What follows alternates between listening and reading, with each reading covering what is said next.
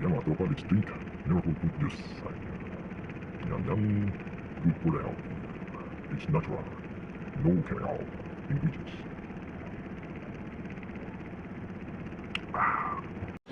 Ayan mga tropa, lulutuin ko na itong miracle fruit. Yan o, medyo dilaw-dilaw na yung ano niya pala.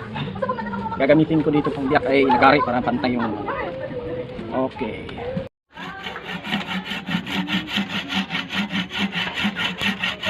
Ayan na mga katropa, o ayan o, nalagari ko na siya. Alright, in this part mga tropa, kinayod ang kalahati na miracle fruit. Sobrang dami naman talaga sa buong laman. So itong mga tropa na kayod ko na lahat yung kalahating